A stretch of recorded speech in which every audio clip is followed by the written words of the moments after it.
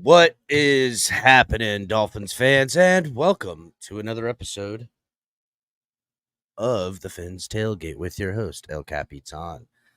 Tonight on the tailgate party that never seems to stop, we're going to get into it. We're going to catch up on some stuff, right? We're going to talk about a little bit of camp battles. We're also going to talk about, what's title of this video here is Tyreek Hill's extension.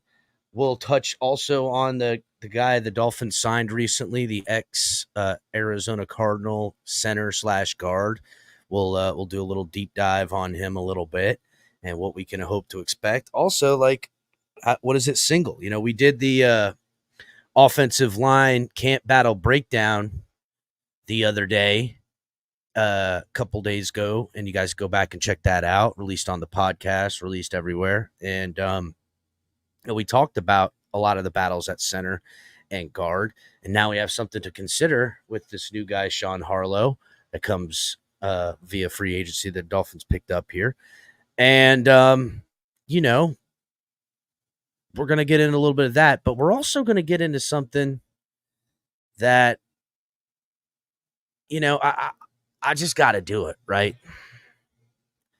I got to let you guys know, for you guys who've been here on the YouTube channel, and shout out to all the new listeners on the podcast through Spotify and Apple Podcasts and everything like that. And make sure you guys are coming over here to YouTube and subscribing over here at the Fins Tailgate on YouTube. And if you guys are wondering where to go to TFTGnetwork.com. You can find the podcasts. You can find the YouTube channel. You can find all the links, the merch, the everything. So TFTGnetwork.com. But for you guys that have been here and been loyal listeners in all the off season, dating all the way back to sometime in February, I've been telling you guys all this stuff is coming.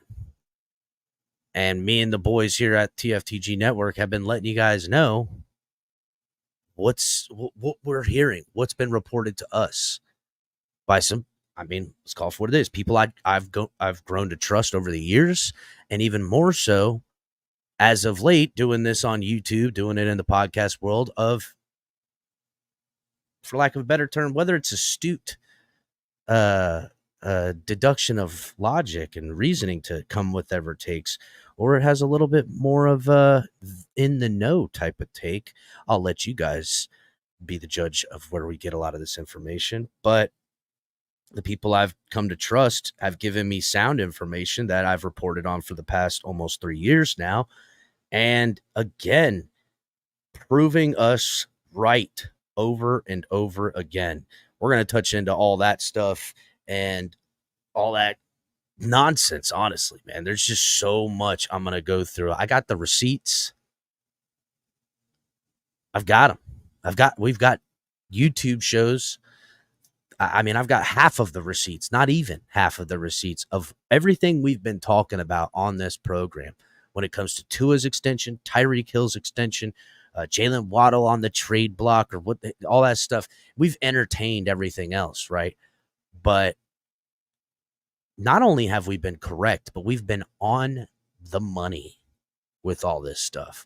So if you guys are listening on the podcast, come over to YouTube. If you guys are watching on Facebook, Twitch, Twitter, wherever you guys are, X, whatever you want to call it, come on over here to YouTube, subscribe, hit the like button, and we're going to get right into it. Turner Yell makes the stop in the secondary for Denver. 1st and 10. The fake. Good block in there, and down it goes. Caught at the 30. This is the dynamic Hill. He's in for 6. Tyreek Hill. Touchdown. What a block. Take into your hands a plan. Your own hands can land your own brand. And damn, I feel like no one takes accountability. They want the credibility, convincingly unwilling to put in the hours it takes to get some power. Don't be f***ing sour. Take a cold shower. Scream until you're louder. Work until you're prouder. And f*** all the doubters, they're just your downers. I swear to God they all let me down. I always fought just to wear the crown. I'm f***ed off at these f***ing clowns who were all taught they deserve it now. It's only worth it if you work for it. Yes, welcome again to another episode of the Fins Tailgate with your host, El Capitan. I've got color commentary coming up here momentarily to be the co-host here to co-sign a lot of what I'm going to tell you. And you know what? Every now and again, I got to remind everybody out here on these streets that, yeah, we get a little silly. It's a little bit of nonsense over here on the Fins Tailgate YouTube channel, but it's not devoid of rock solid information. And not it doesn't, all this nonsense that goes on with this channel doesn't mean we ain't about the biz, that we're not doing work, we're not reaching out and talking to trusted people or disseminating information coming from all over, because there's a lot of us here at tftgnetwork.com. There's a lot of us that are working every angle, from people that are within the building to people who know people who know people who know people, and so on and so forth. And when we get some information and I start getting a little bit more heavy details, I then run it through checks. We quietly have all of us reach out and try to figure some stuff out and see if what we're hearing is true. And that's how we then make, what we report on. And I've got the receipts. I've got it all. And I got to say, I'm gonna take my victory lap. I don't care. I've taken victory laps over around here before. Took victory laps back when Tyreek Hill got traded here. Took victory laps all over this on things that have happened, because we have been correct. And there's been a lot of people who said one thing, felt another, wavered their decisions on how they felt things were going. But us here, we've entertained all scenarios. But when push comes to shove and you ask, well, what do I think is going to happen? We've been standing to the same things we've been saying around here for the past 6 months. Well, not all of them, because we weren't certain on everything 6 months. But from the months of February to May, everything we've talked about, reported on, said was going to happen, and damn near to the T of what it's going to look like when it does happen, has now unfolded. And I will be here to tell you guys and all the people who were doubters, we're talking about people on YouTube, people on X, people, whether they're in whether they're in the local media, whether it's beat writers, whether it's radio personalities and YouTube radio personalities, and so on and so forth. All of the doubters that had something else to say about Tua Tagovailoa, about Tyreek Hill, about Jalen Waddle, and everyone who got all in their panties in a bunch this entire offseason, listening to the doubters, listening to the ones, well, I don't know, I think they're going to trade Tyreek Hill. I don't know, this is Tyreek Hill's last year. I don't know, Tua's going to ride out his 5th-year option. I don't know, you could have come by here and we would have told you what the dealio was months ago. And we've talked, and every time more information comes out, yes, we've entertained a lot of stuff, but we stood 10 toes down on exactly what we believed would be the outcome. And here we are. All of the beliefs are now the reality. First things first, we're going to shout out everybody in the live chat here on YouTube. Marino's GOAT, what's happening, my guy? Ryan AP, member of the Fins Tailgate channel. Salute, Ryan AP. Raul in chat, salute. Luis, what's happening, Luis? Raphael, what's going on, Raph? Resident Bills creator and friend of the program, Red, White, and Bills. I'm doing well, Sean. EM Dolphin sliding and creeping in chat. I see you. We've also got Michael K, loyal member of the Fins Tailgate. Shout out to you. Jimmy, what's happening, Jimmy? Roslyn, what's good? Duke, salute. And let's get on to it. So I'm going to bring Color up here, because Color, we were talking backstage just a little bit. Mm-hmm. And how's everybody tonight? Seems everybody in chat is doing well. Right. I've been trying to, let things unfold because let's as certain as I can be with information I've been made privy to, until it's locked, stock, and barrel and sealed, we don't know for certain on anything, right? I mean, I'll give you two for instances. Number one, I was certain that the dollar amount that the Dolphins gave in a contract to Andrew Van Ginkel this offseason was the exact amount he ultimately took by Minnesota. And look no further than what he and his wife said about why they chose Minnesota. And they worded it in such a way on Twitter at the time, X, that they chose Minnesota over Miami because of family. Their whole family lives up in that area, so they're closer to family. They got young kids, and it's crazy because when I talked about I expect the Dolphins to re-sign Andrew Van Ginkel, and I tweeted about it too. I gave the exact dollar amount I was hearing, and it was literally dollar for dollar what he ended up signing for in Minnesota. So my guess is that he had the Miami Dolphin deal presented to Minnesota, who was also fielding offers from him, and they matched it, and that's how it was done. That's number one. I take that loss because I was certain he was going to take it with Miami. I didn't think Minnesota was going to offer him that amount to make it, but it did work out. And then the other loss I will take is it's kind of the same situation, right?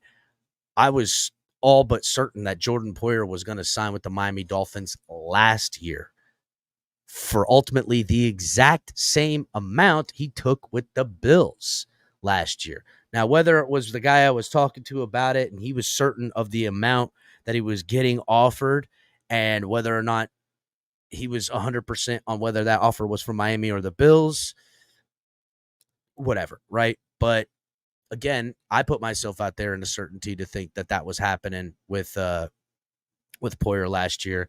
I just was a year too early, buddy. That's all it was, right? A year too early, because the Jordan Poyer's on the Dolphins now, and ultimately the money he made last year and the money he's making this year coupled together was the totality of the deal I said he was going to get with the Dolphins in the beginning. So I don't know. I don't know what happened with that situation last year. Maybe he really wanted to stay with Buffalo and thought he could win a championship with them last year, and that's why he did that and waited a year for Miami. I don't know. Doesn't really matter. Again, I'll take the loss. But everything else we've talked about, especially in the last 6 months here, Color, has been rock. Oh, yeah. I'll take the loss on something. Oh, really? Go ahead, Color. Yeah. When I told everybody that the Dolphins likely did not want to pay Tua much more, if any, than Jared Goff, and that they were trying to, keep it, as their highest offer.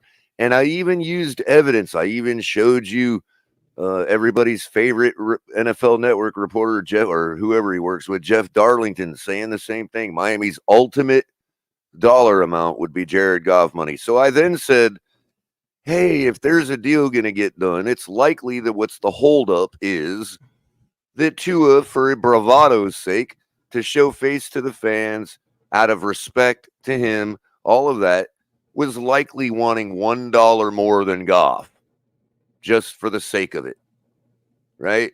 And I was wrong about that.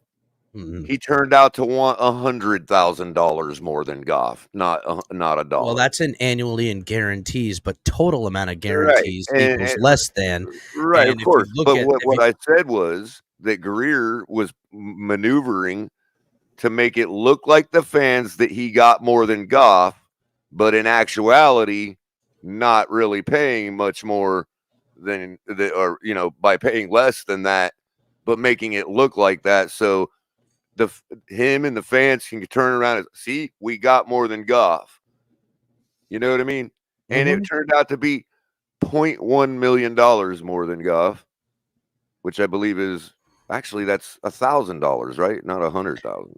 Well, it's funny you should say that, because when you measure out the contract, Goff has more guaranteed control than Tua. But let's not get into the minutia. My point was I was wrong. It was only I got you. more It wasn't Yeah, a you were dollar so more. close to not being wrong that ultimately And again, makes you the correct, idea of the take was that Greer was going to use the top end to make it look like he got paid more than Goff.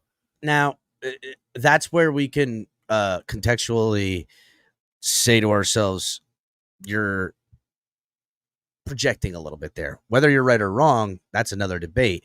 The facts of what you said are still correct. Well, you're And right. I might be wrong about that intention, but that's how it ended up but playing let's not out. act like that isn't a real possibility, though. You know what I'm The saying? intention I might be wrong about. That's the opinion. They could have not thought of any of that. You know what I mean? Mhm. Just So, turns out to be the exact Eric, number. You know.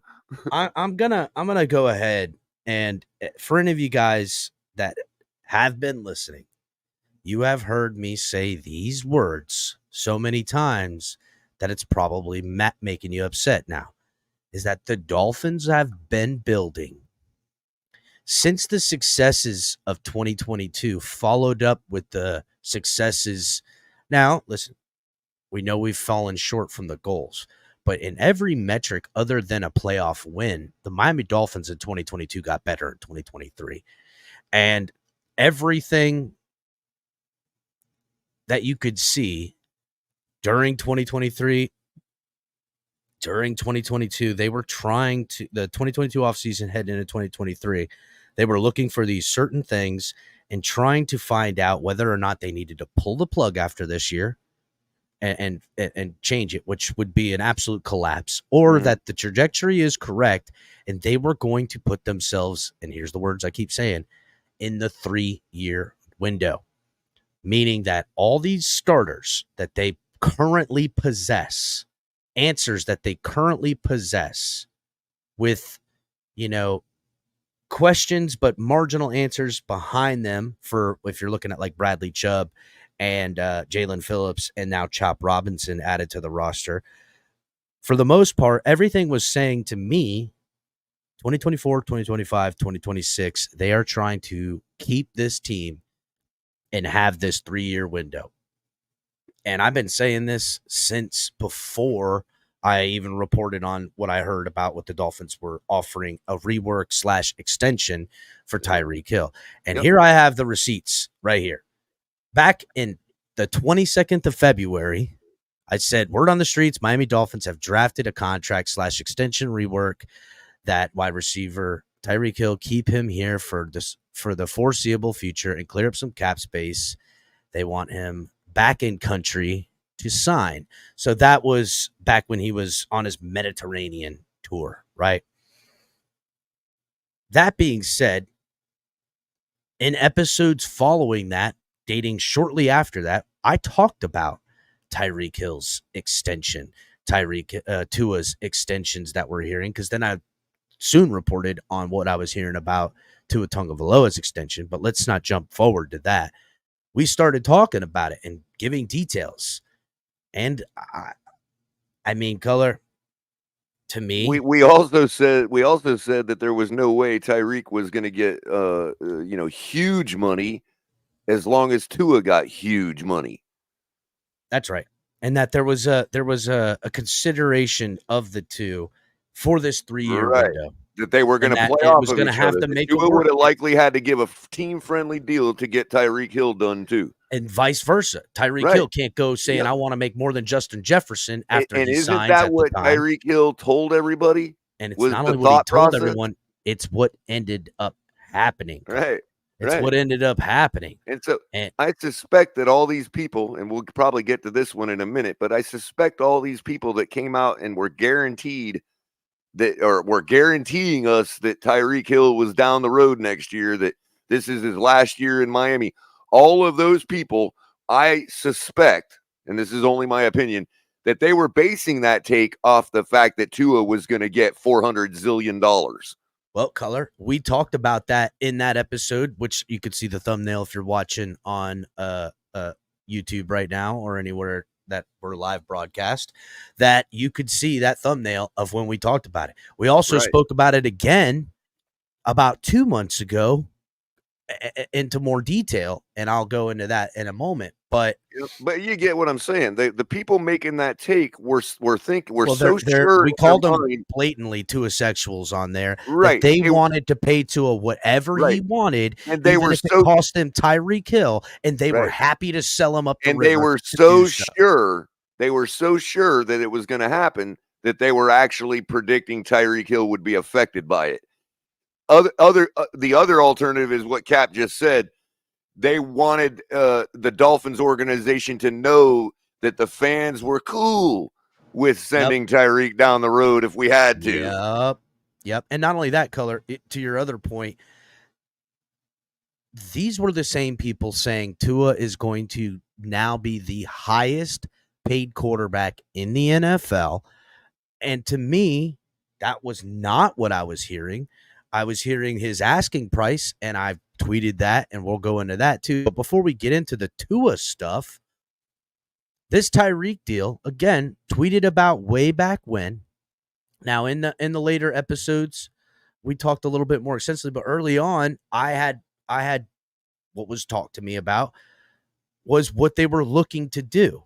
And they were going to give him a little bit more in guarantees spread out over X amount of time, but he would have less security and an out after the third year, being 2026, and the Dolphins would only end up owing him somewhere in the low 60s.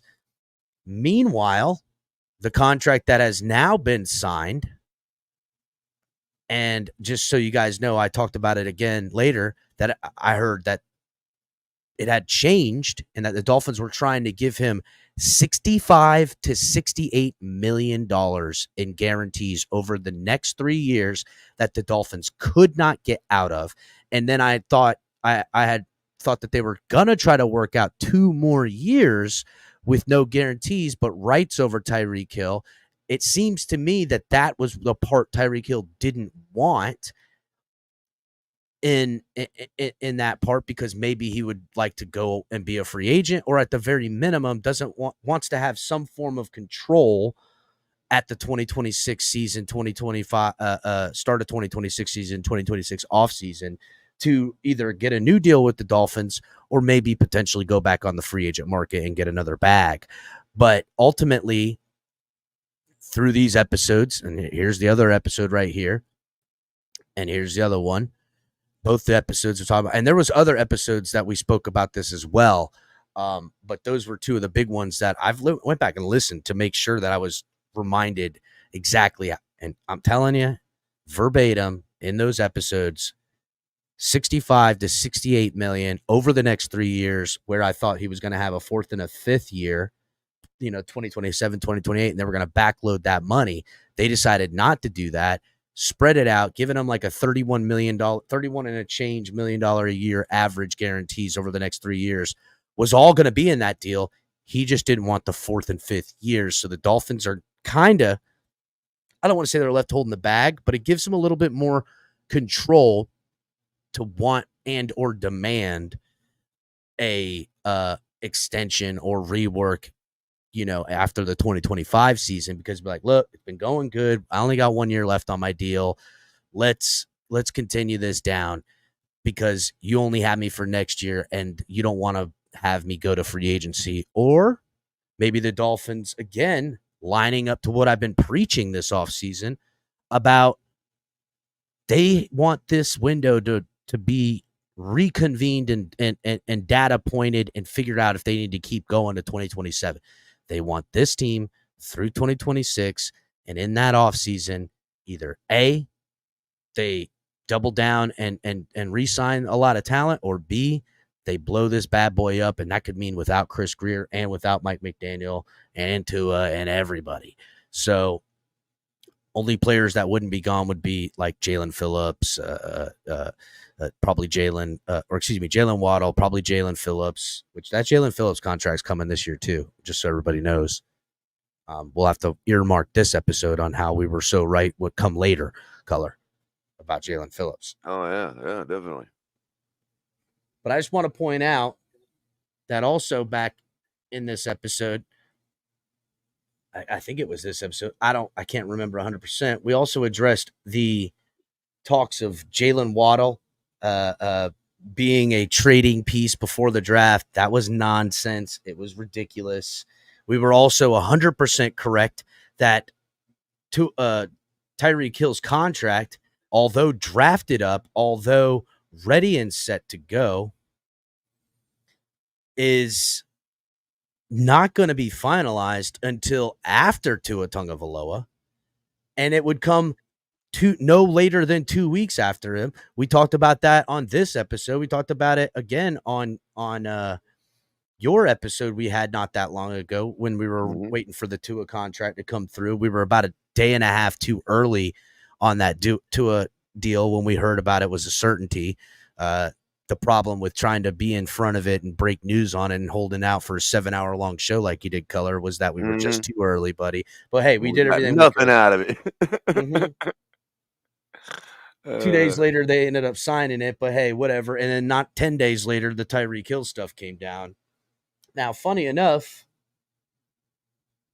again, right about Tyreek Hill, right about him being in the 3-year window, right about the amount of 65 to 68 million and guaranteed was going to get it done, right about, Tyreek Hill's deal coming out 2 weeks after Tua Tagovailoa's deal. Also, right about Tua Tagovailoa's deal, I tweeted this back in May when I was getting some of the asking price information that Tua and his people were looking for. They were looking for initially a 5-year extension, and it comes out to a $53 million a year average. And with the guarantees of that 5 years that I stated in there, which I think they wanted 215, it put them right around $43 million a year in guarantees, which is what Color?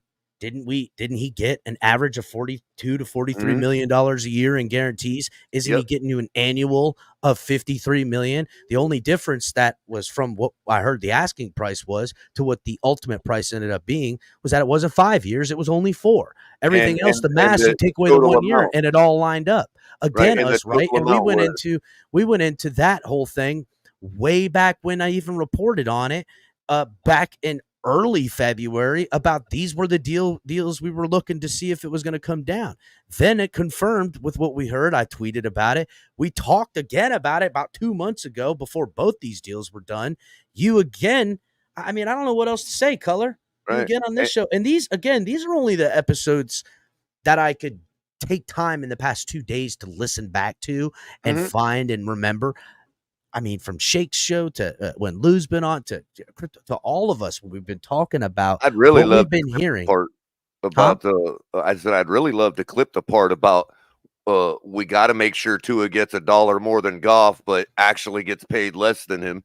I'd love to clip that part. Again, I've only listened to the ones where I know there's so much. We specifically were talking about those topics. That I could find, and there was when we were talking about what the holdup was. Remember? Yeah, that's another one right there. Again, there's about 6 other episodes that are specifically about Tyreek Hill and Tua's contracts and Waddles, and then probably another 15 of them where we dropped nuggets that we've been hearing in between those, which is why you guys got to listen all the time. I don't know what else to tell by you. the way, Jose's asking, hey, Color, how's that Greer statue coming along? I think I've got enough copper. I just need to build up some tin so I can make the bronze, and then I'll be forming the mold for it. It's coming along nicely. Sounds like a plan. Listen, he gets us a Super Bowl. I'll be all on that thing. I know, right? You know, I just wanted to, again, those episodes right there, along with 6 or 7 other. If you go into the YouTube and you go through the search engine, you type in Tua or you type in Tyreek Hill, and you look from February to the last couple weeks before the deals got done and seen every episode talking about it, you will see that everything we said that would happen, while naysayers and people are standing on business saying, this is Tyreek Hill's last year. This Tua is going to ride out his 5th-year option.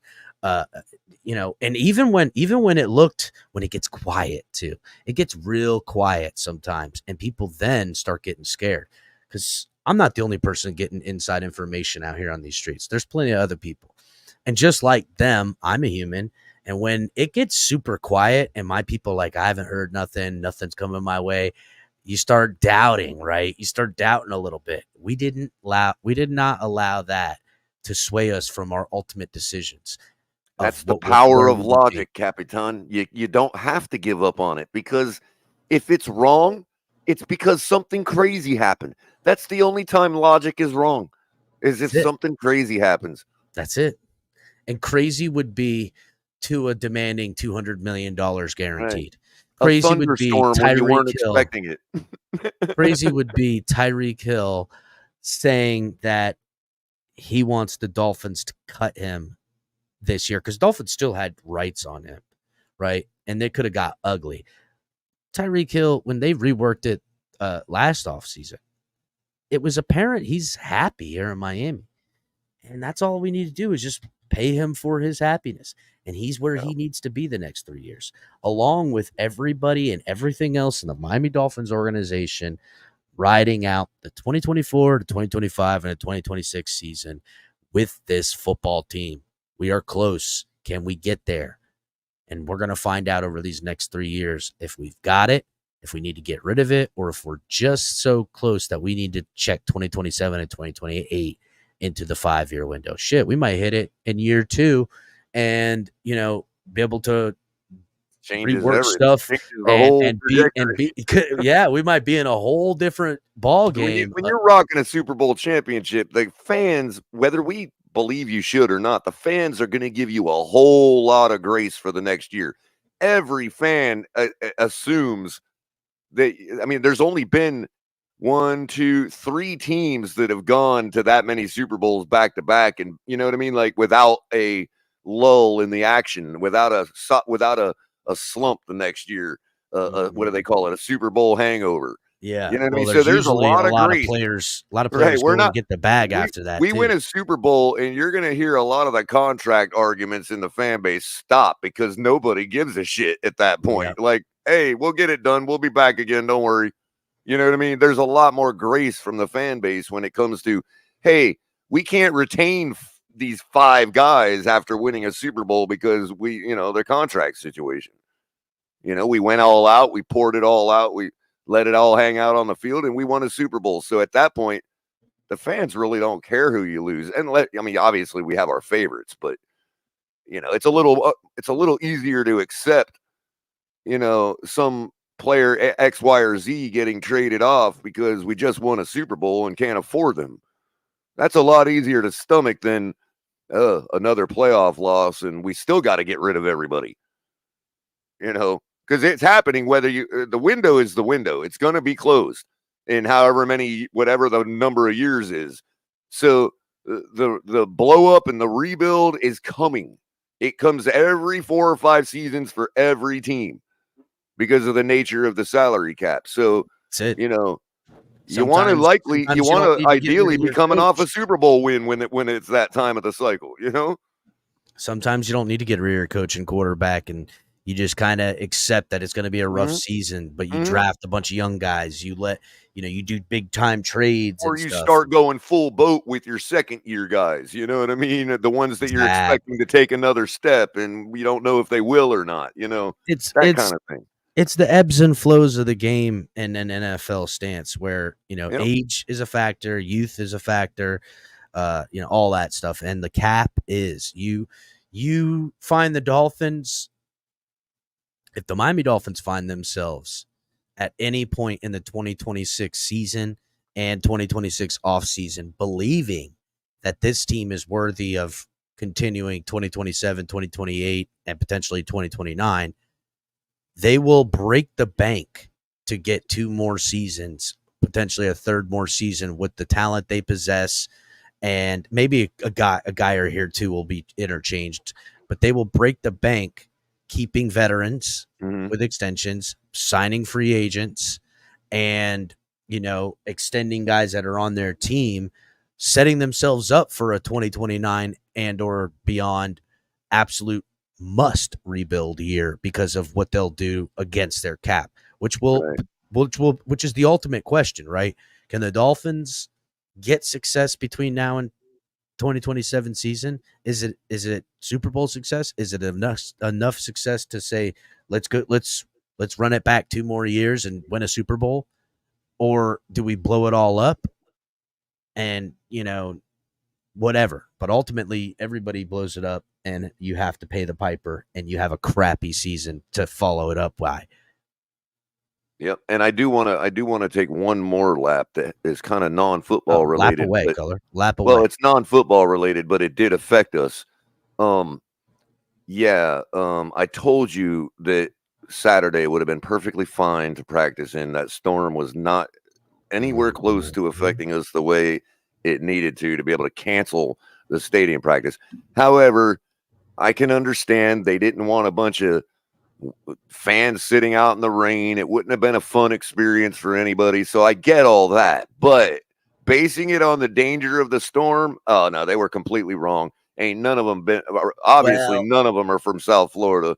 Well, look, better safe than sorry, right? Better safe than sorry. And it's not like they're going to get the money for there's not money riding on it for sponsors and season ticket vending holders. Sales. That's all they lost was exactly. And that's pretty much it. Why make the problem, right? Yeah, so, I get it. I just want to say that at the actual forecast, though, they had no idea. They're way out of their league. They should have just asked the Caterpillar, because sometimes the Caterpillar knows more than the computer does. I guess I don't know what the fuck you're talking about, Color. Well, I mean, in this case, I'm the Caterpillar. I guess so. That's and as a resident of South Florida for 47 years, I could have told you that storm wasn't going to give us nothing but a little wetness Saturday. Everybody who's talked about the storm, I'm like, what storm? Because it ain't even popped up on my radar, bro. I'm a now everybody on the West Coast needs to be careful, because the whole eastern side of the storm is dragging up the West Coast as it Color. That storm, even if it sits on the state, ain't nothing, bro. It's not big enough to be the type of devastation anyone thinks it could be. It's just not. Lightning and tornadoes. That would be will the news show you some ankle deep, knee deep water and some swales somewhere to say watch out, it flooded? Yeah, sure, they'll do that. But all of us living throughout the entire state of Florida, we're gonna be just fine. Ain't no problem. But anyhow, I mean, if the whole disturbance was sitting about 10 miles north the other day, then Miami would have got flooded out. And I could see, you don't want to have everybody driving around on a Saturday with all that, Jermaine asks in chat, he says, there's a silly rumor going around that Mike McDaniel forced Stephen Ross to pay Tua. That is about the dumbest stuff I've ever heard, Jermaine in chat. Nobody forces Stephen Ross to do anything. I was going to say, the silliness of it would be that he forced him to. Now, I did hear the rumor that did he implore him to, that he asked him to, that he went to bat for Tua. I have heard that rumor, and that's a little more believable. Who would think that wasn't the case, whether people made it a rumor or not? We know that Mike McDaniel likes Tua a lot. We know he's confident in him. So, but the only person of forcing him, no. I'll tell you what. And for all those Tua lovers that hate Chris Grier, y'all need to stop, because if Chris Grier did not want Tua, first of all, he would have kept Flores over Tua before Mike McDaniel. That's number one. Number two, he would have just not extended him and made this ride out and pivoted to either A, extending him later, or B, looking towards the draft, which I don't think he was going to do. I never thought he was going to do this. Why we reported it way back when. And go listen to the episodes with the thumbnails I done showed you guys earlier in the episode. Go look at it. And while you're at it, make sure everybody is checking out TFTGnetwork.com. If you're listening on the podcast, if you're watching on wherever you're watching on, check out TFTGnetwork.com. Get ready to dive into a new world of online shopping with the Fins Tailgate.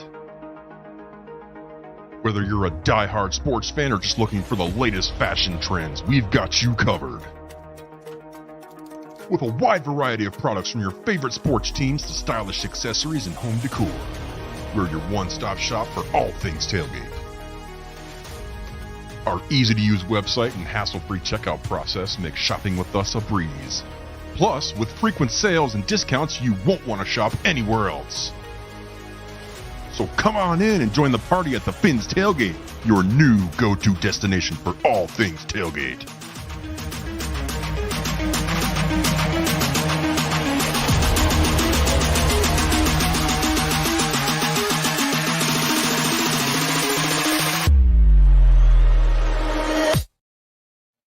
Check out TFTGnetwork.com. All kinds of good stuff. Great way to get from the podcast world to the YouTube world, from the YouTube world to the podcast world. All the links, clickable, search engine. If you go and click in anything into our search engine on there that you want to find, you'll find it. It is super fast, super friendly. Mobile app works, the whole nines. Holla for a dollar. I see a little bit of one thing you won't find is Michael K's snot-laced t-shirt. No, not yet. Gross. I see we got a Giants fan in the live chat here. Hey, what's up? He asks what's going to happen in December when Tua needs his blankie, and Jose says, "You mean that blanket made of Benjamin Franklin's?" And as being a good sports, the New York Giants fan said, "Yeah, that's the one." Benjamins, what are you talking about? That guy got $1,000 bills, man. And he's got certificate notes worth lots. Anyhow, there's a little bit of back and forth with the Giants fan and the Dolphins fans in chat. I did see something. Somebody said that the Giants are the worst team in the NFL. I mean, I would say they're close to the bottom, right?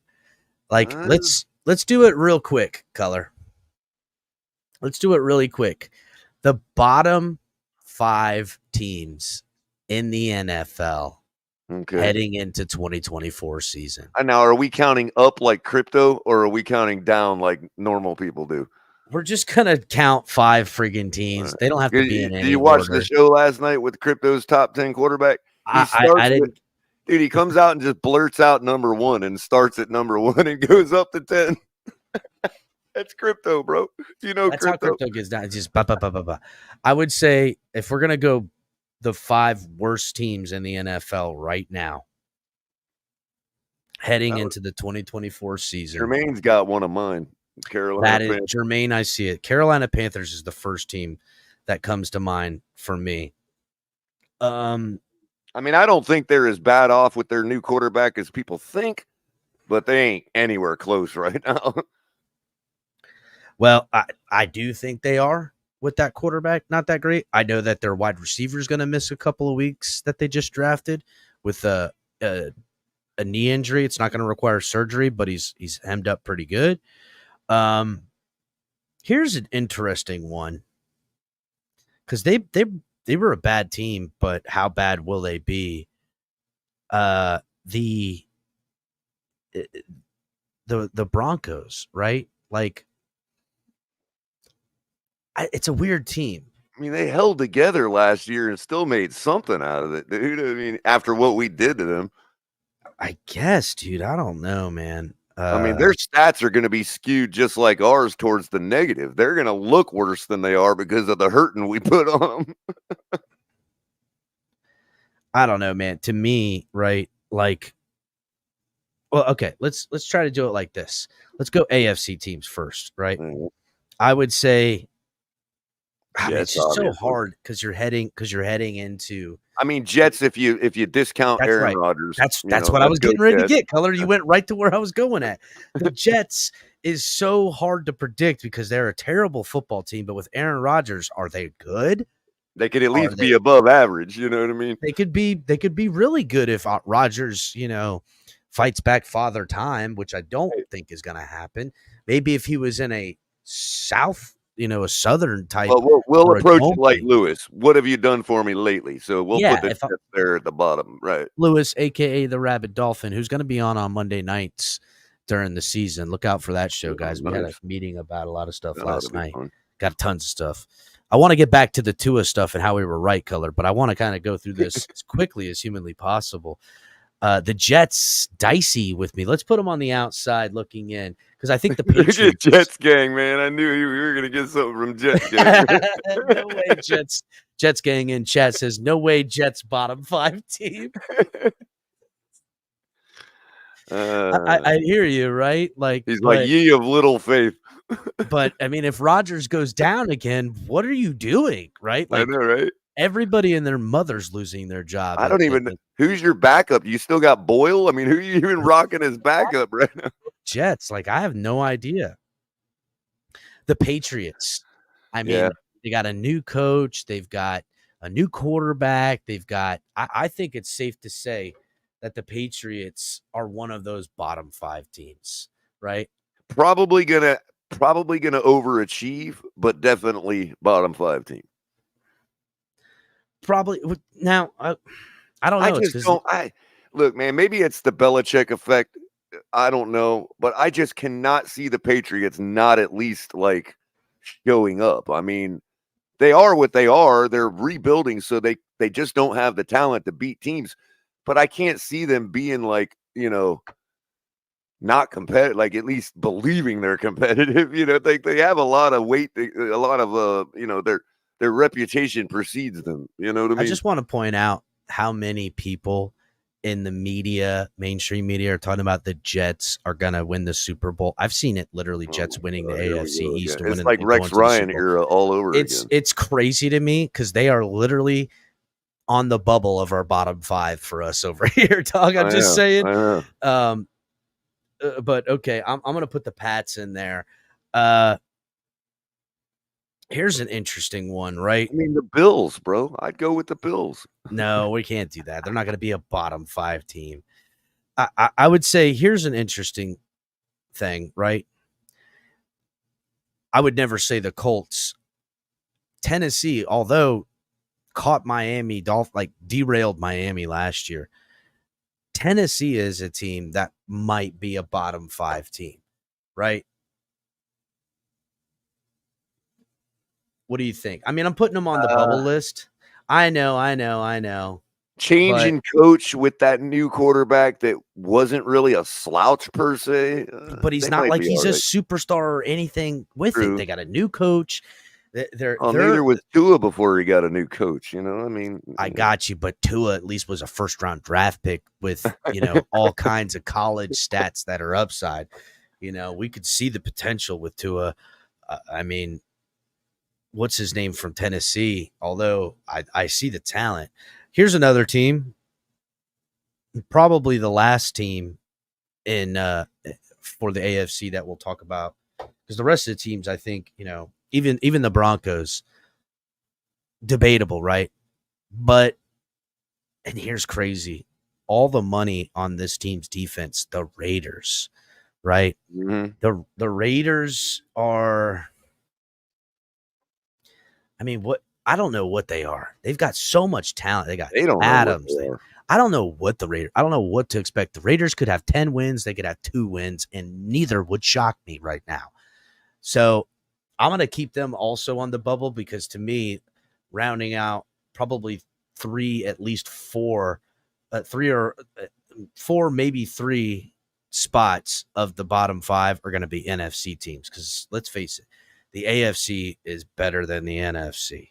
And we're going to go ahead and I'm going to make this relatively easy, right?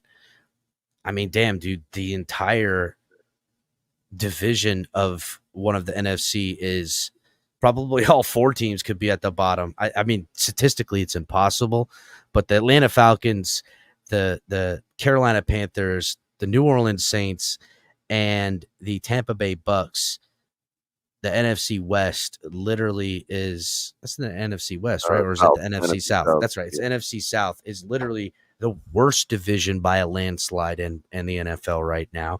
And 3, if not 4 for 4 of those teams could be the bottom 5 teams joining the Jets or the Patriots. Then you can pepper in the Cardinals and the Giants and probably round out your 6. That's and the Washington Commanders, right? Cardinals, Giants, Washington Commanders, the Bears. What's Caleb Williams gonna be, right? I don't know. I mean, the Vikings. I don't know. Although I guess McCarthy's having a good camp. And not only here's the thing about the Vikings, right? Are they ever really the worst team? No. No, Like, they're they've been exactly bad. like we've been for a lot of years. You Yeah. know what I mean? They're never really the worst team. Unlike the Lions or even the Bears in recent memory have been some of the worst teams in the NFL. The Vikings, never the best team, but never the worst. So I'm not going to put them. I got to think about the Cardinals too, because they're the worst team in their own division, underneath the Seahawks, underneath the Rams, underneath the Niners. That's a fact. But we've seen them go on these weird runs. Another hard team to figure out. I'm going to go ahead, and here's going to be my bottom 5 color. I'm going to pick the Panthers. I'm going to pick the Pats. I'm going to pick the Falcons. Even with Kirk Cousins and the rookie quarterback they signed from Washington, I say that blows up in their face and they don't have any success. I'm going to put, and to the Giants fan in chat, sorry, but the Giants to me are a dumpster fire. You have a quarterback that is making money that isn't a good enough quarterback to be a starting quarterback in the NFL. And that's just how I feel. I don't think Daniel Jones is anything other than Ryan Tannehill light. Actually, I would say he's a non-alcoholic beverage, Ryan Tannehill. That's what Daniel Jones is. He ain't even a light beer. He's a non-alcoholic beer is Daniel Jones. That's what he is. I'd say even less than that. Like, he's one of those, those Seagram's fruit drinks that are. Yes. That are, he's a non-alcoholic carbonized. Seagram's. He's a non-alcoholic spritzer. Right, and they don't even claim to be non-alcoholic. They're just made out of like really good grapes, and they taste kind of sour. See, Raph, I wouldn't say, Raph, that he's a Natty Light, because Natty Light you can get tore up on. I mean, that's just a fact. Bums all over the United States are getting ripped on Natty Light. A bum wouldn't take the alcoholic beverage you're handing him, known as Daniel Jones, and that's the facts. Because Daniel Jones is a bigger bum than a bum. How about that? Oh, by the way, those were Welch's sparklers is what I'm talking about. They come in like a little bottle. They look like wine, and they're not even supposed to be non-alcoholic. They're just like carbonated fruit drinks that kind of taste a little sour. So I'm going to go Panthers, Patriots, Falcons, Giants, Commanders. Those are my 5 worst teams in 2024. I've written them down. I don't care. Well, take out the best one and put the Cardinals in for me. I can't stand Kyler Murray, bro. I think he's a complete fraud, dude. So which one would be that one, Color? Probably the Falcons, huh? Take out the Falcons. Because of the veteran. They got the veteran presence now and all that. So Color's list would be Panthers, Patriots, Cardinals, Giants, Commanders. You like that? Works good enough. Well, there we go. Just maybe a little switch out the Panthers for the Saints. But other than that, yeah, that's good. No way. The Panthers are cooked, bro. Panthers are done. Well, listen, Giants fan. We're Dolphins fans for life, even when the Dolphins suck. So we out you. Jermaine puts his list in there. He says Panthers, Giants, Patriots, Broncos, Cardinals. I like that list. Here's the thing, though, right? Like, in a tough division in the AFC, Broncos, I mean, what do they even got going on over there? Sean Payton came over there, and it seems like it's been nothing but dysfunction. Now that he's gotten rid of Russell Wilson, drafted, done some stuff, is it going to change? I don't know. It could either go and change, and you could look to see that they're not one of the worst teams in the NFL, or it could be solidified that they are one of the worst teams in the NFL, and they get rid of Sean Payton, and they got a whole nother slew of new problems, which that could be the case. So him ending up on your list is the Broncos still have enough excuses that are valid, so yeah, we kind of all know they suck, but they might not. You know what I mean? So I'd probably keep them out of the list, but I To don't me, disagree per when I se. measure like the Broncos and the Giants per se, right? The Giants have the year that they signed Daniel Jones felt kind of fluky to me. I understood it, but last year and since then, I mean, just since that time, it's just been a tailspin since then. And I don't see how they've continued to double down and triple down with what I perceive to be terrible. I mean, the Commanders haven't been good, right? The Cowboys are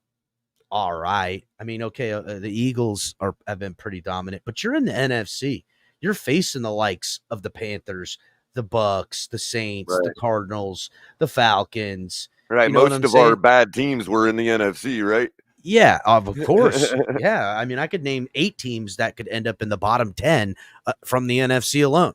There's only 2 or 3 teams I could sit here and make a case for in the AFC. So when you're an NFC team and you're bad amongst bad in the totality of the NFC and AFC, you're in the worst part. So Well, that's why the 49ers, believe it or not, whether people agree or not, are actually light years ahead of the Dallas Cowboys of the yeah. world. You know what I mean? Because they're Agreed. consistently getting into deep playoff runs where, look, the Rams got their bowl and then they had a slump. The Cowboys are the accident waiting to happen. But quietly, the 49ers have been they've been losing them all, but they're right at that pinnacle every single year. So they really, really are light years ahead of everybody Same else. thing can be said in for the Eagles too.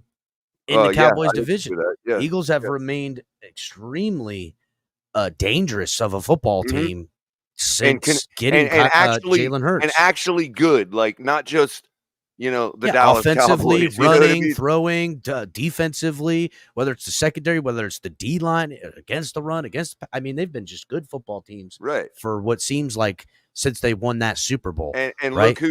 look who's been that deep the past couple seasons while Patrick Mahomes has been winning it all. It's been the Eagles, the 49ers. Yep. You know, you had the Rams get in once, but and I guess all that you relative. could say the Rams have been fairly consistent, although once everybody started getting injured, it was kind of like, we're not going to, everybody knew the Rams. Again, the window I was talking about earlier, they had to get rid of Jalen Ramsey. They had to get rid of some other guys. They can't keep Odell Beckham around. Matthew Stafford and Cooper Kupp both get hurt. Yeah. So it's kind of like, oh, yeah, our fans will let us get away with it. We're taking off this year. I'll give them that, but that is something that the 49ers and the Chiefs have not done the past couple, like last decade. Like the Chiefs I could say the Chiefs and the 49ers are the two teams that are consistently right back there, no matter what their roster consists of. They might have to do it differently, like the Chiefs, for instance, last year. You know what I mean? But they're consistently there. They're dynamic. Those two teams are like your Patriots were for 20 some years, where it's like, we're just chameleons. We're going to do whatever it takes to win as many of these 17 games as we can every year. So real quick, coming up to the hour mark, everybody hit the like button. If you haven't, please do. If you're listening anywhere, whether it's Apple Podcasts, Spotify, or live watching on YouTube, X, whatever, make sure you guys are subscribing over here on YouTube, hitting the like button, checking out TFTGnetwork.com. I'm going to put a bow on a little bit about the predictions here. Again, for the first 25, 30 minutes of the episode, we took our victory lap. Again, really quick, just to add one other thing to that. This is why I'm not a believer in the Cardinals. This is why I have them at the bottom of the barrel, because they got embarrassed by the Rams in their playoff game, right? Much like we get embarrassed in the playoffs, and they haven't been back since. Their quarterback has been shelved since then. Dude, I don't even know if Kyler Kyler Murray even plays football anymore, bro. Well, Like, where's that guy even been? Well, he finally got back on the field about halfway through the year last year, and they were stringing together some good wins and some tough outs. But that's all you're ever going to get from them. Has he though? I mean, I don't really trust him, honestly. And look, we'll get on that another thing. I want to pivot back to the other stuff. So again, back when I tweeted about Tua's deal and what they were asking for, we went into detail in episodes that you guys go back. Here's the thumbnails for the episodes we talked about. Go back and listen to them because we went into the details of what we were hearing about the contracts, about the deals. And there's several more. We talked about Tyreek Hill's deal, Tua Tagovailoa's deal, and what it was going to come out, what that was going to look like. And again, average of $53 million a year annually on the money, average of $42 to $43 million a year in guarantees on the money. The only thing, again, was that, and it was an asking price that I heard. It wasn't what the Dolphins were offering. That's the key. But it was obviously what they were working towards. They wanted a 5-year extension, settled for the 4-year, but still hit all the price points that Tua Tagovailoa's people wanted, which is why the deal got done. Adverse to what Tyreek Hill and the Dolphins wanted. Dolphins wanted more years to maneuver the money down. Tyreek Hill got less years, but still for the same amount of guarantees that I heard about of 65 to 68 million. Those are the facts. You can go back again, watch all the episodes, watch where we made the takes, watch where we reported on them, and we've been right all along. Let's move on to these other two topics. Javon Holland. What about him? Likely not going to get a new deal. I don't think so, Color. And what was the thumbnail? We had a thumbnail on one of our shows. Remember? Tyreek and Javon Holland tug a roping a Louis Vuitton purse. Remember that? Yeah, let me I do have another one we were right on. So, well, we'll see, because we knew it was going to be Tyreek Hill to get the purse before, but our ultimate. No, we knew that it was going to be one or the other. The thumbnail is suggesting that it's going to be one or the other, and it looks like we were right about that fact too. That Javon's not going to get his this year. Oh, it was a certainty, and if you go back to that episode, and again, I remember that, Color. It was a certainty to me, anyhow. That hold on, I'm trying to get the thumbnail for everybody. That Holland's contract was not precedent over Tyreek Hill, not even close. And again, here, plain and simple, I'm just going to tell everybody right now, depending on what Javon Holland does this year, and that means if he gets injured and he doesn't play the full season, it's more likely that he will re-sign with the Dolphins for whatever it is he can get, because there'll be less suitors out there for him on the open market. Not that there won't be suitors. It's just that the money you could stay and get in Miami versus the money that another team's potentially probably offering is super relative when it comes to tax breaks and things of that nature. It might be a short deal. Maybe it's a long deal. But that now, if Holland goes all 17 games and now, puts together any amount of consistent success he's had over his last couple of years, he will enter free agency. He will look to get the bag, and that's where he will sign to whoever's going to pay him the most. Note it here at just over an hour on this episode of where we talked about Tyreek Hill's extensions, that Javon Holland will not be a Miami Dolphin if he rides out completely healthy in 2024 and has the same successes he's had. If you took an average of what he's done the first 3 years and he hits that average and a little bit better in his 4th year, he will get the bag from another team, and Miami will be drafting a new safety in 2024 draft. That's a fact. 2025 and that's draft. Exactly what happened to Antoine Winfield, for those that make that comparison, because it is fair to compare him to Antoine Winfield. The difference is Antoine got his after his 4th year, after he put it down on paper, not before. I don't disagree that Javon Holland likely deserves a bag, but he's got to put it down on paper one more year, just like Antoine Winfield did before he gets that bag, in my opinion. Now, listen, Javon Holland may, and I say may, be a part of this 3-year plan. But I have to say, after Tyreek Hill, after Jalen Waddle, and to me, there's no doubt in my mind that if Jalen Phillips comes back from injury and comes back and stays healthy and continues on to where he's progressed, I already know for a fact this team, this front office, Chris Greer, and the people that work closely to him value what Jalen Phillips can do as a pass rusher over what Javon Holland can do as a safety, on simple fact of what is easier to replace. That's it. That's the facts. Oh, I don't disagree with that at all, man. That's it. Hate to be a hive mind, but now, hey, listen. Agree with that. If the Dolphins get out in front of Jalen Phillips, say in the middle of the year, and we're looking at the deal, like we look at Jalen Waddle's deal, and we're like, wow, what a deal. And there's cheddar left around for a guy like Javon Holland who doesn't hit the benchmarks that we're thinking, yeah, he could be a part of this plan. But to me, Javon Holland wants the bag. He's going to get the bag, especially if he does what he needs to do this year. And the Dolphins, a la Christian Wilkins, who has the exact same representation, I believe it's the exact same representation as Javon Holland, as Winfield, the guy that has been signing the big bags. That's what he's looking for. And the Miami Dolphins look no further than what they've gotten, the guys they've re-signed this year. Top-tier players, Jalen Waddle, Tua Tagovailoa, Tyreek Hill, all of which were not highest paid in any other stuff. And when you break down the details of the contract and the guaranteed monies, it is not only good deals, it is palatable for a stable future with the Dolphins. So you know what's funny about that is, like, I'm noticing a pattern. Like, athletes first is like walking around the league like Conor McGregor. You know what I mean? Like how he walks. You know what I mean? All chest poked out, big old stride. And they walked up into Chris Greer's office, and he's like, "Hold my beer." Yeah, they walked up. Conor McGregor walked into Chris Greer's office, not realizing that Chris Greer was John Jones and wasn't afraid of nobody and would take your life. That's what happened. That's what happened. Khabib. Chris Greer, John Chris Greer's Jones. Khabib.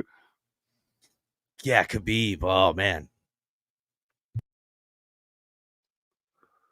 I'm surprised I missed that one, Color. Good, believe you. Yeah, well, only because McGregor actually lost to him, so I knew Khabib, I was. Where's all that smack talking now, Khabib or or friggin' Connor? Where's the smack talk now? He put him, didn't he put him to sleep? Oh yeah, no, yeah. And not only did he put him to sleep, but it was painfully obvious Connor let it happen. He was like, just end it. Like he wanted it to end. He was tired of Khabib beating on him and manhandling him. It's the best jiu-jitsu I've ever fought in my life. Okay, fucking get around this prick. He fucking made me famous. I'm supposed to be the one fucking making people famous. So let's talk a little bit about another signing the Dolphins announced on August 3rd. They brought in a guy who, I mean, listen, this Sean Harlow, right? He's appeared in 41 NFL games, started only 8 of them. He is a veteran of the game. He's played at some guard spots. He has some center capabilities, which, say what you want. He, let's see. He started 5 of those NFL games at left guard and 3 of which at center. So he has had snaps in both. All of those games coming in 2021 and 2022 with the Arizona Cardinals. He originally was selected in the 4th round out of by the Atlanta Falcons out of Oregon State in 2017. So he's a West Coast guy. Yes, we have a little bit of that. Yep, didn't even think of that color.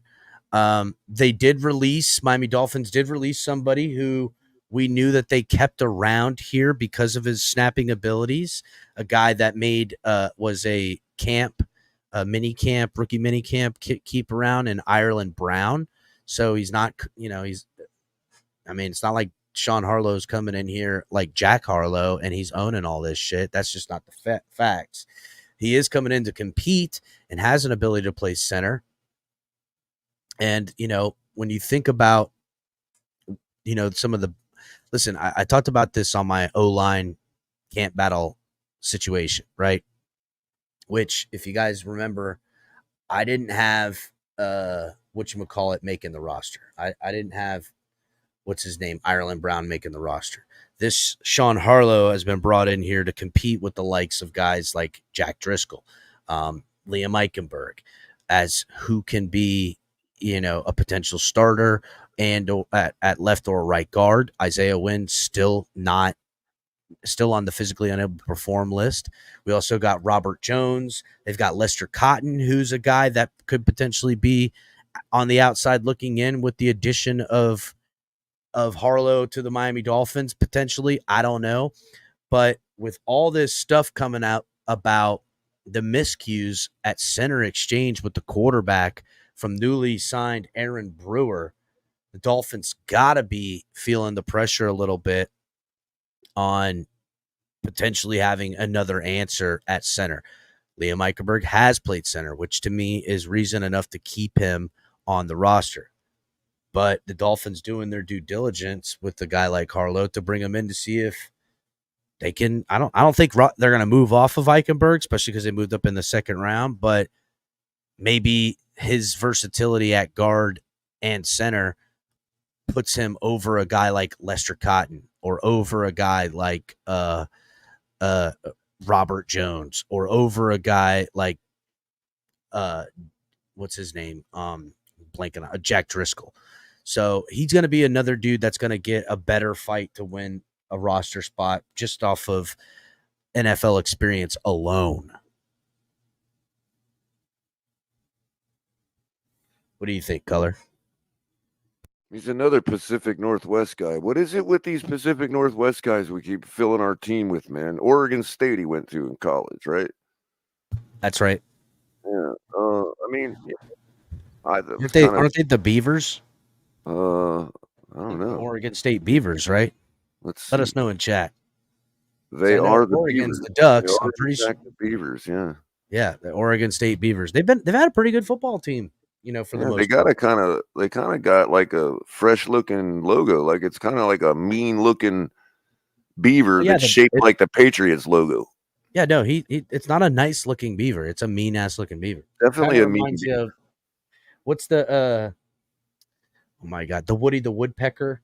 Like definitely a beaver you don't want to go stick your extremities in, I don't want to. Never mind.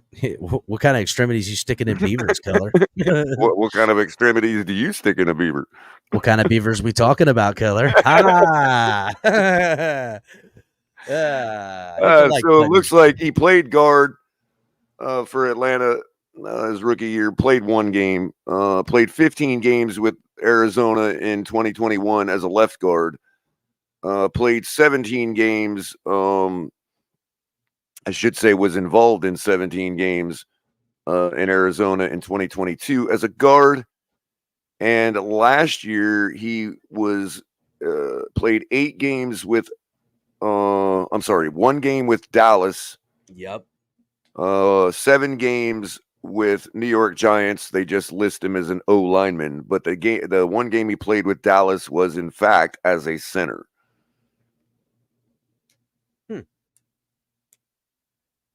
Again, he's started 8 games in his career, but he's played in 41. So he's consistently like a rotational guy, like a guy comes in doesn't start but always plays every game. So when I think about guys like Lester Cotton, who to me would make this football team over other dudes, but I gotta imagine with the snap issues being an issue. Plus injuries. We know Aaron Brewer's had some injuries in his time and things of that nature. Isaiah Wynn not being fully healthy. The guy's flexibility to play left guard, right guard, and center. Versatility is an asset in the NFL. And when it comes down to cuts, there's 2 things that are going to make decisions on. One, how much what's your worth to this team whether it means that you're a really good this guy and you're gonna be the starter, or can you do multiple things to make us want to keep you around, or are you a guy that if I put on the practice squad not making the 53, is someone going to snag you right away, or are you going to sit out there and no one's going to grab you? That's the questions the Dolphins are going to have when talking about, what guys they're going to end up keeping. Pendas says he's just going to be a depth guy. Would expect us to check trade or cuts to address line issues. I completely agree. I don't think that this pickup of Sean Harlow means that we're still not looking at all that. There's a couple guys, one in particular I think there is somebody at least Baltimore thinks we're looking at, you know what I mean, over in Baltimore that's likely going to be cut. And that's Ben Cleveland. I've heard a couple other names. I don't want to say who they are, but at the same time, sources and all.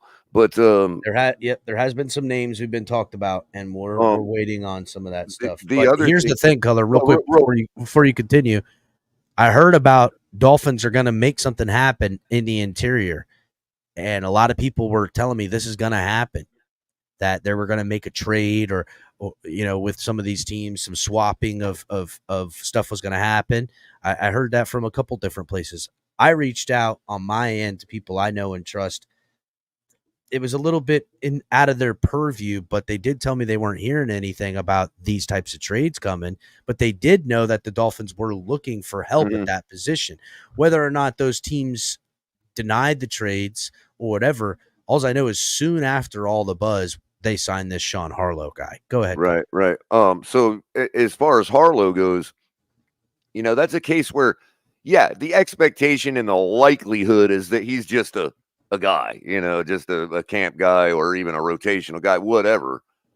However, you still have the outside shot that this guy decides, hey, the time is now in my career, and takes it to another level because of working around coaching like we got, like McDaniel, Barry, you know what I mean? Maybe and who knows, you know what I mean? There's still the who knows aspect, but likely just a, Well, that's why I've been doing these episodes of, watching battles. And now that this guy Harlow's in there, he'll be someone to watch in the preseason, during camp, when the roster gets cut down to, what do they cut it down again, Color? 96, 92? I can't remember. 91 or 91. I can't remember. I know it's in the 90s. 96, I think it is 96. Yeah, I know it was either 96 or 92. I couldn't remember. I mean, Harlow was drafted in 17. He didn't even see the field until 19. Exactly. So, so the guy's fresh still. Maybe, who knows? He might have life issues he was going through. Who knows? Maybe there was, concerns about physicality and weight, that he's now had to put on weight and muscle to handle it. Who knows? Who cares? That's a guy that suffice it to say, we're still looking. We're still definitely looking. Oh no, there's no solidified answers within the interior to me. I know Aaron Brewer is the center right now, but still, to me, until I don't hear about any more center to quarterback exchanges, I'm not comfortable. I'm not. So let's get into a little bit of stuff coming out of Mr. camp. Polk. Color. What's up, Mr. Polk? We're hearing through camp now. These are, whether it's beat reporters that are. Uh-oh. Do I leave it in or do I pull it out? Do I leave it in or do I pull it out? Sorry, guys. Looks like we lost El Capitan for a second there. He's probably going to segue into these beat writers and how they, they can't get over the fact that their industry is dying, and they want to try to chase all the clout there's left to be had. But I'll My fault. Cap continue. Sorry about that, Cap. Yeah, it was like the piece of glass in Stewie's head. I didn't know what to do, man, What do I do? Do I pull it out or leave it in? Right, exactly. Do I pull it out or do I leave it in? So I got a couple recordings being released over this next week. First are going to be corners, and then they're going to be safeties. And I'm going to talk a little bit more in depth on some of this stuff coming out of camp, but we're looking at the corner battles. for the final roster spots to make the 53 and the safety and how it gets a little gray in those areas when we're talking about those positions in the DB room.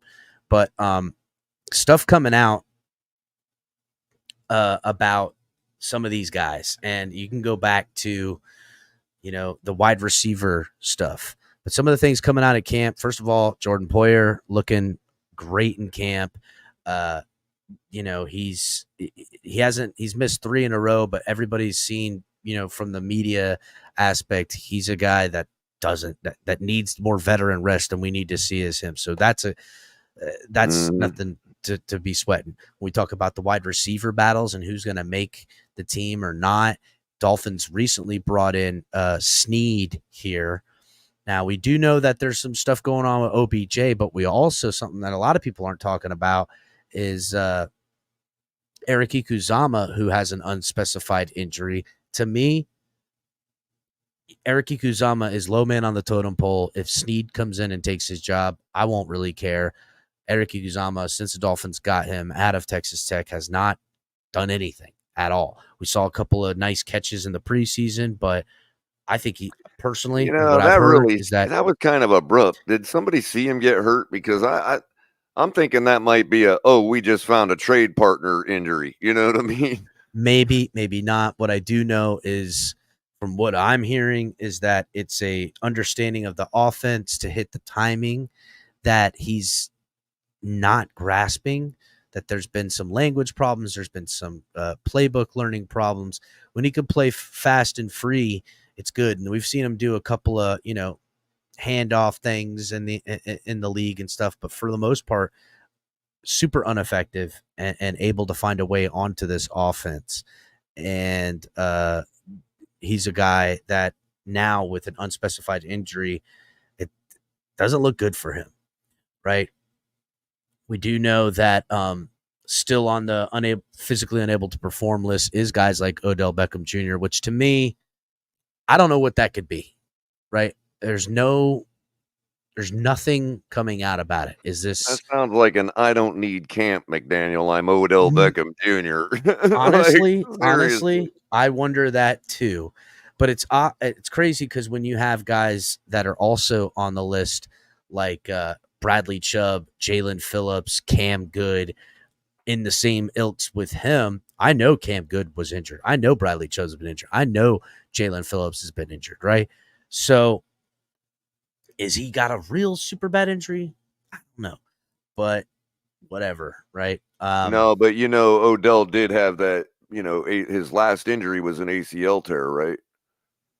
That's right. I know that. And I mean, I think that was a tear he wasn't expecting. And I think he just doesn't, I think he might be a little, hey, I'm not going to, I need to make sure. Maybe there was something he was feeling that was like, I don't want to take the chance it's going to pop again. You know what I mean? Mm-hmm. I don't know. Maybe there's some. It could easily be that he had to have his knee scoped and clean up some nonsense down there, and they all know what it is, and he'll be ready. He's probably got his own indicators with pain and that was all worked out. I need to do this or that, right? While at the same time we see the money that he ended up signing with the Dolphins for being such a fair deal, this could all be a part of why it all worked out that way, right? Right. Another thing, Jalen Ramsey has been killing it.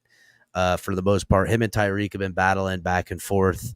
Jalen Ramsey on 11-on-11 is absolutely stacked, bro. It looks great, and that I can't wait to talk about the secondary in a video coming up. Make sure you guys keep the notification bell on to get the cornerback talk. But Jalen Ramsey coming up, laying a hit on Alec Ingold to beat him to limit Devon A-Chain to a no-gain run on Saturday. Another name.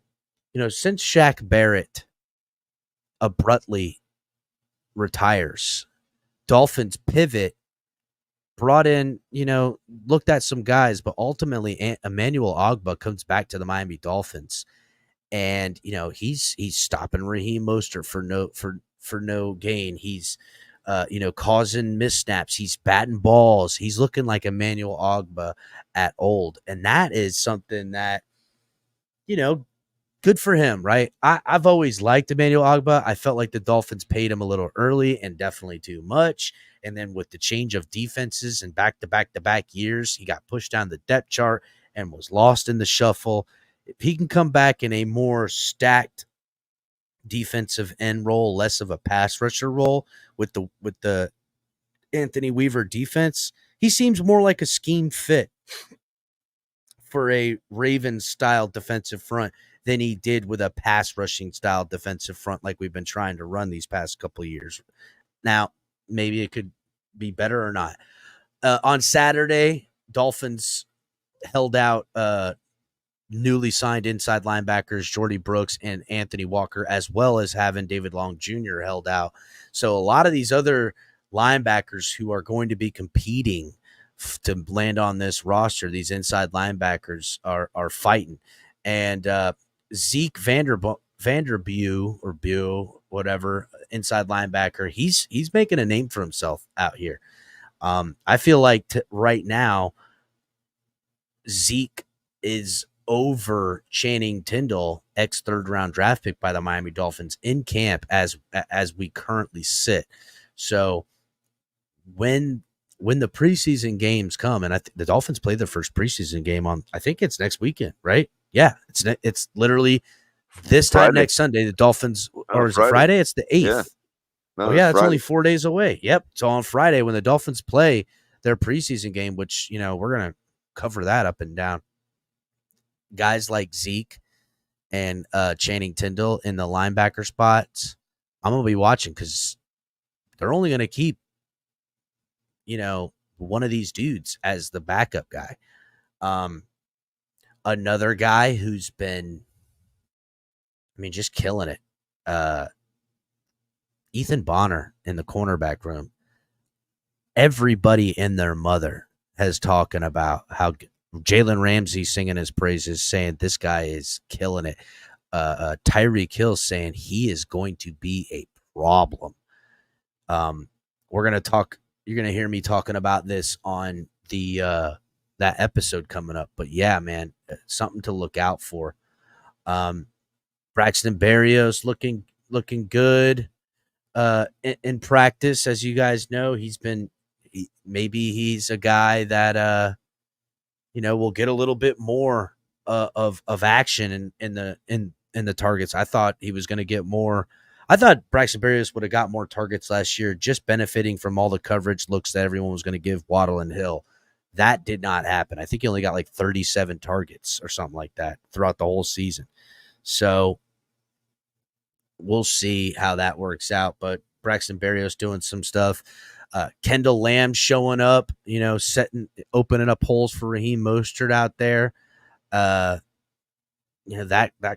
he's shown. Now, Chop Robinson, we're hearing that he's setting the edge well. We're hearing that his speed is that first step, and that speed is everything we thought it was going to be. But I'm not hearing about him wowing in the 11-on-11s. I am hearing about how Grayson Murphy and Mo Kamara are guys that are coming up in the running game, blowing up against the ones. Also, Deshaun Hand, another guy, we had last year, killing it as well. Just a lot of stuff going on. Chasen Hines, a guy I talked about in the O-line stuff. He had a nice block that opened up a big inside run for Chris Brooks.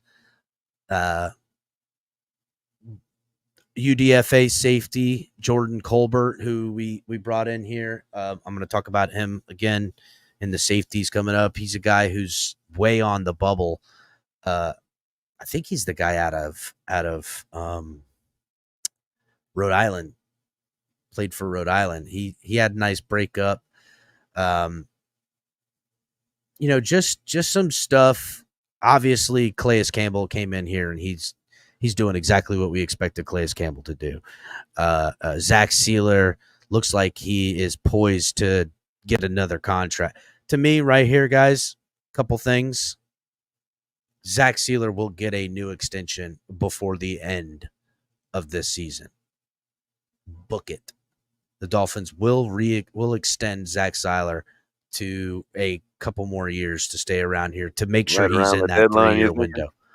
I don't know if it's going to be whether at some point before this season ends, the 2024 season, Zach Seiler will be secured through the 2026 season with the Miami Dolphins. That's the facts.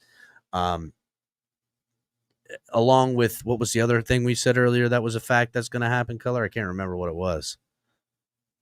We said a lot of things that are fact. Yeah, well, that's the problem with being right all the time, Color. I got to remember everything. That's why we do episodes like this. Shout out to Pindus. I'm not familiar with Pindus, but they've been keeping the chat pretty lively and engaging. Oh yeah, welcome I've to seen the the Pindus tailgate. before here. Yeah, salute, homie. Hit the like button, everybody. Just a lot of other stuff coming in. Jonnu Smith getting some work with Tua Tagovailoa. Braylon Sanders getting some catches from friggin' Tua as well in 11-on-11s. Nice little catch for an 8-yard gain by Achane on Saturday. He did have a drop on a perfect pass that, he can't have. Also, Malik Washington having a nice catch from Tua Tagovailoa for a nice 20-yard gain. Stuff's happening, right? These guys are running around. We're getting it. Achane's getting a lot of looks with Raheem Mostert receiving plenty of the veteran rest days, as well as Jalen Wright, who, Jalen Wright going to be in the plan. Dolphins He's looking exactly as I thought he would, bro. He's definitely well put together at the stage he's at. Oh no, listen, he could be the next guy like Achane that comes out and turns out to be a day one guy. The way I look at it, Color, because we're gonna have Mostert through the 2025 season. To me, if we're heading into next off season and we're playing in 2025 season, and it's Achane as number 1 and Jalen Wright as number 2 and Mostert at number 3, that's because things have gone crazily good, right? Because Mostert, one of the best running backs in the NFL last year, right? Mm-hmm. So if for him to get overtaken by Achane, who was electrifying in limited snaps, right? He didn't play every game. He didn't have in some of the game. His first game, I think he only had like 2 snaps or something like that. So It's not like in the sample size, it was crazy. 800 yards rushing. It's crazy. Big games. That with Jalen Wright and then those guys getting into the flow as being professionals and Mostert now having to take a step back in 2025 to allow these young guys to take the beating, where then Mostert late in the year when the games get bigger and we're in the playoffs, you have the old veteran come in to be secure with the football. Are you kidding me? This is the greatest running back room the Miami Dolphins have had in the last 25 years easily as far as depth goes. It's not even close. Yep. So, and even if he doesn't, even if Mostert is, the clear number 1, Jalen Wright, I believe, when I say he's a day one guy, he is going to be an integral part of our offense from Jacksonville to start, because the guy, so far, I'm really anxious to see what happens in our preseason game when we start going with live bullets and full speed, because I have a Charmaine Taylor makes a great point. Mostert is our premier back, Achane our starter. Most teams never realize they have both. What a great point by you. Yep. And I'm saying that already Jalen Wright is looking the part too. And again, I'm really anxious to see what happens when he hits that first contact at the line in live action, because I have a feeling you're going to see a guy that is constantly grabbing an extra 2 or 3 yards every time he gets hit. You know what I mean? Not for nothing, man. Just late in the years when and it gets cold and you got to run the ball and you got this big SOB just beating up on people that are all wore out, and he's still on fresh young legs, I'm about it, right? Well, and the thing of it is what I just said is the least you could expect out of him. The best you could expect out of him could be Marshawn Lynch. Well, I mean, give me Marshawn Lynch. No, I'm just saying body type wise. You know what I mean? We're gonna end the episode on this question from Kevin Lee here. He asks, El Cap, does Skyler or Mike White win the backup role? So here's the thing, right? Oh, I'm glad we're ending on that topic. It's something that's been brought up by media pundits and talking radio show hosts and everything like that, and other YouTubers and creators and writers and nonsense like that. But if you've been listening to this program, like you heard in the first 30 minutes of this episode, if you were been around and been listening to this program, you would have known what they're talking about today, 3 to 5 months ago, that the Dolphins aren't going to keep 3 quarterbacks, that there is a competition between Skyler and Mike White, and us here believe Skyler is going to take it over Mike White, especially when the playoffs come on. That's when we're going to see this battle. Right now, if you had to ask me who was over who, I'm saying Skyler's over Mike White right now, by all reports, by the snap counts given, by activeness in camp. And what's the point of keeping one over the other? And the way he's been looking in camp compared to Mike White. Absolutely. I can make a case for Skyler looking better. And you know what? Not saying that Skyler's, great or anything, but if both are equal to, right? Say they're both equal. Financially and youth alone is reason enough to go with the other guy and Skyler over Mike White. To me, the Dolphins are in no position, with paying Tua the money that they are, with everything riding on this team, with all the stuff, to carry 3 quarterbacks on the roster. It is malpractice when we are talking about needing depth at safety position, at cornerback, when we're bringing in guard/centers over around these parts. We cannot be in a 3 quarterback roster. We need depth in other position groups. The other thing is, I know we've all been worried about the injury thing with Tua because of whatever, but he played a full season last year, and whether that's a possibility or not, it's become a case where it's no different than any other player. So injury concern for me with Tua is out of my mind. I don't believe we're going to even need our backup quarterback this year. I don't either. However, but here's the thing. Well, and that's the point I'm trying to make, is that if we find ourselves in that position while being on a run, let's say we're 8-2, then the likelihood of us going the rest of the way is with our QB2 is minimal anyway. We're more likely to go pick up a guy off the street like Tannehill or possibly Russell Wilson, because it looks like Fields is impressing over there right now. That's kind of the point I was going to make, right? If Tua goes down, unless we're 5-11, you know what I mean? If Tua goes down at any point in the season for a short amount of time, you're going to want, a guy to kind of hold it down. That's when neither one of them can do that. And neither one of them are going to do it more than the other. Exactly. I believe. Number 2, if Tua goes down and the season's over, I know Mike White has no potential to be anything other than Mike White. Any more than Skyler does. Exactly. But I don't know if Skyler can be anything. Do I still want to keep him around? Does he become a tradable asset? Does he light his hair on fire and we figure a way that we've got a number 2 behind Tua for now and forever through the 3-year window? There's more questions needing answered with potential upside with the Skylar Thompson versus to the answers I already possess with a Mike White that I don't need. Well, it occurred to me the other night because we were all backstage watching the last drive of the Dallas game with the Leon Lett debacle, right?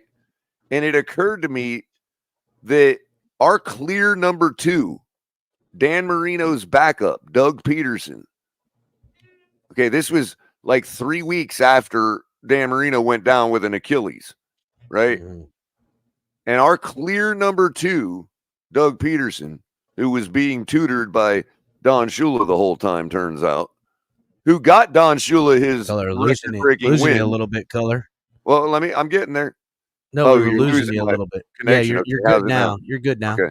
So, our clear number 2, Doug Peterson, who was being tutored by Don Shula, obviously we know that now for sure, and also got Don Shula his record-breaking win, was not the quarterback that day.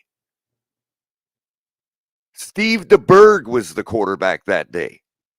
Oh, Stevie Bergie, boy. So, in other words, we didn't go with our number 2 when Marino got hurt. We went on the street because we were on a good run. We went out on the street and got a veteran quarterback.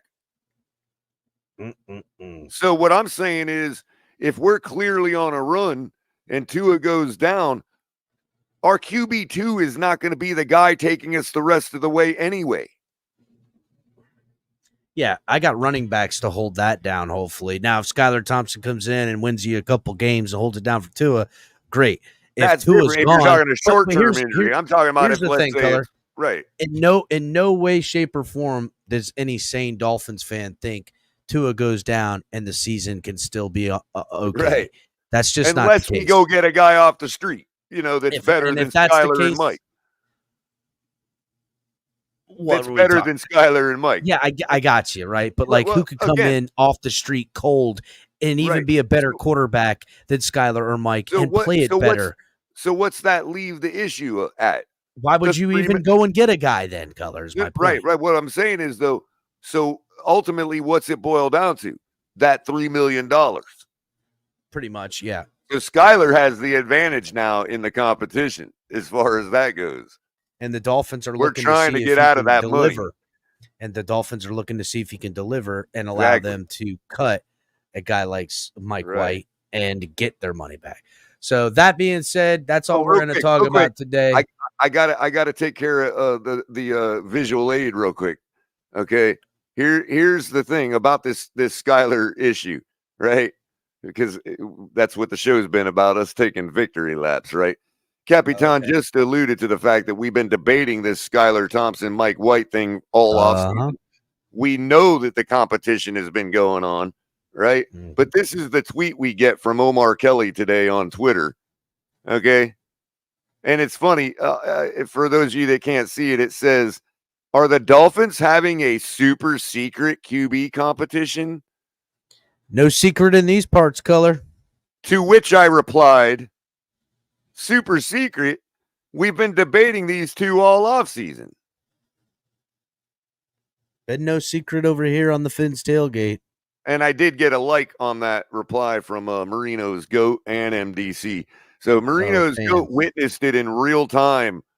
Omar trying to steal clout like that. Like he came up with that, super secret quarterback comp. No, bro, it ain't been a secret. It ain't been a secret for 2 seasons now. Nope. It hasn't. Not around here. And not to the people who watch TFTGnetwork.com and all of us here at the YouTube channel over the Fins tailgate. You guys have been hearing it, and you've been hearing about the Tyreek Hill stuff. You've been hearing about the Tua stuff and what was going to happen. You would have known and sat easy over the last 6 months if you were a member of this channel as a subscriber, hitting the like button. Make sure you guys do that. Join the membership. Hit subscribe, come over to YouTube from the podcast world and from wherever else you're watching, get into the live chats, become a member of the program, help support us by becoming a member, donate to the program through YouTube over here, and we will see you guys next time. Keep a lookout for episodes dropping.